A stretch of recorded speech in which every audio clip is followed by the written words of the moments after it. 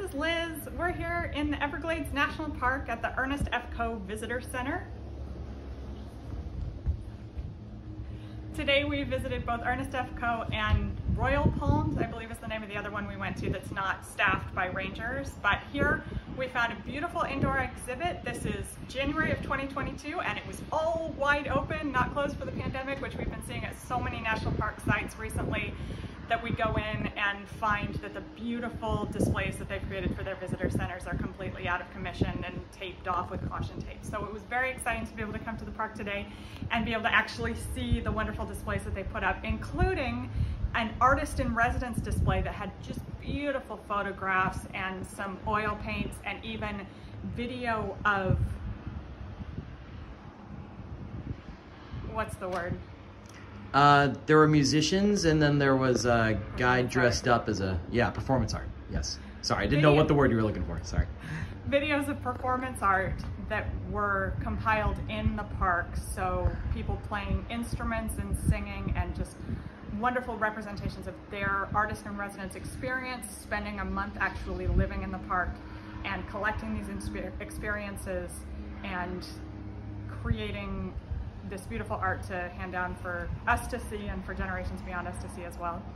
Today we actually also got to visit the Nike missile site, which was a wonderful hour-and-a-half long guided ranger tour program teaching us about the Cuban Missile Crisis and that period in American history. And we actually saw a missile from that time period. It was an incredible experience when they opened up those barn doors to see just the massive size of this thing. Our ranger who led the program for us was a coastie, and so he had a unique perspective on the armed forces and shared that with us as he was teaching us about all of what went on here at that site during that time period. And especially interesting, I think, to a couple of the people in our family was learning about the dogs that they had trained. It was a very different experience from the dogs that they have trained now. At that time, they basically had trained the dogs just to be aggressive, and the dogs were aggressive to anyone outside their own handler. So if a dog got loose from his handler, everybody would shelter until that dog could be reunited with the handler, so everybody knew that they would be safe. So it was a very, very interesting experience, a very well done tour. They said they've been running that tour since about 2009, and they've really got it down to a science. It was a beautiful experience. We also explored the Anhinga Trail, which is actually the whole reason that we came down here today.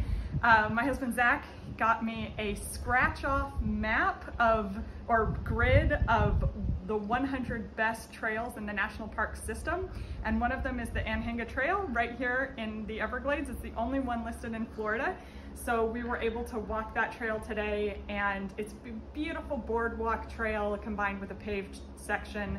And you can go out into the water and see, we saw blue herons, we saw anhingas. We didn't see any alligators, but it depends on the time of year, of course, that you're here, what different wildlife you're gonna see, but you will see wildlife on that trail no matter what time of year it is.